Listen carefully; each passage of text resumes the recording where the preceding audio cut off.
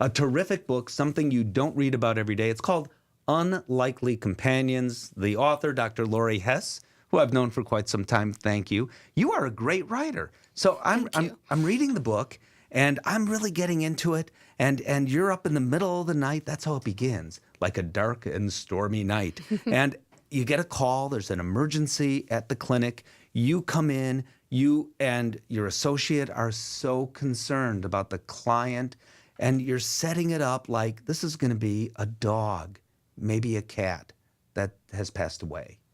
And it turns out to be a sugar glider. And here's the reason why I bring this up.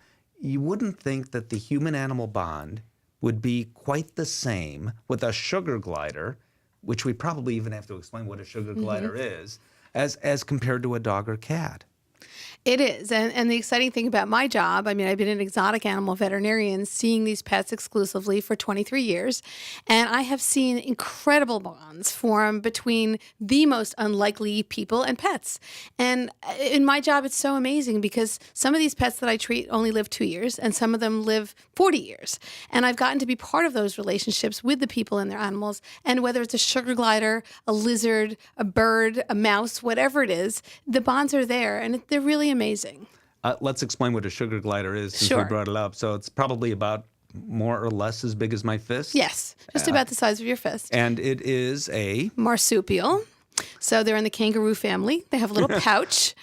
People think that they're flying squirrels because they kind of look like a flying squirrel, but they're not part of the rodent family at all. I describe them as the perfect pocket pet because you could they like being in pockets. They do.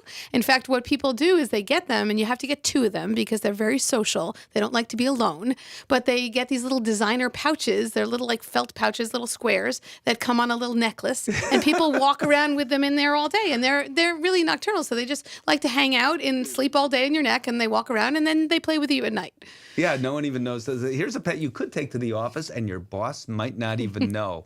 But I do want to talk to you about the book, Unlikely Companions. And as you wrote this book, and again, it's entertaining, and you suck us into every story. I mean, you're a really good writer. Thank you. But as you were writing the book, what was the one story that you were kind of laughing as you wrote the story? Well, there's a lot of them, but they're all really based on real people, composites of real people. And I don't know. I mean, the potbelly pig is kind of fun because there are potbelly pigs who've come into my office. They come in strollers. They come in wearing little bonnets and little outfits. And people really, unfortunately, sometimes treat them like child substitutes and go a little over the top. But I've had a lot of relationships with people like that. The sugar glider story is particularly fun because it's a mystery, which I won't give away. No. It starts at the beginning of the book, and you have to read all the way to the end to figure out who done it. Yeah, we don't want that to happen. But tell me more about one of the favorite stories. So we can continue with Potbelly Pig. Sure. The Potbelly Pig, well, one of my favorite funny stories in the book happens to be about a potbelly pig. And if you've ever met a potbelly pig or tried to handle it when it doesn't want to be handled, they scream really, really loud. And I had one in the office, and I was trying to check his eye. He had an ulcer on his eye. And that meant that I'd try to steady his head with my hand, touching him. Well, he didn't want to be touched. So to check an eye, you have to shoot a little bit of dye. It's a little sort of reddish colored dye in their eye and see if it sticks on the surface of their eye. So I was trying to do this in the back, and I had a waiting room full of owners who heard all the screaming, and they didn't know what I was doing, and it was pretty mortifying. It sounded like I was killing a human being in the back. And I managed to treat this animal's eye, and then it left, and then I walked out to say hello to everyone in the waiting room and to apologize for being so late since I was struggling with this pig. And I realized everybody was looking at me like I was crazy. And I thought, oh my gosh, did I have food on me or something? What did I do? And I looked down and I saw that my jacket was splattered in red. It was the dye, but clearly everybody thought that I had done something really bad. So all of my clients and their animals started to back out the door very slowly. It sounds like it could be a sitcom. It was, and it happened, and I had to explain, no, the animal's fine, and this is not blood, and I tried to explain it, but it was a little too late for that. But your life is kind of like a sitcom every day because you're dealing with everything from the smallest little frog to these sometimes very large snakes.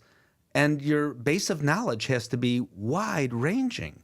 Yeah, that's the biggest challenge of my job. Is it's exciting because you never know what's going to come in the door at any minute of the day, but you have to be ready and you have to keep up on things. So there's a lot of reading, a lot of veterinary conferences, a lot of talking to colleagues to make sure that you know what's going on. Well, speaking of reading, it is a fun read for all of you, whether you have a pet reptile, a pet chicken, or pet pig or not. Unlikely Companions, that's the name of the book. Dr. Laurie Hess, thank you so much. Thank you.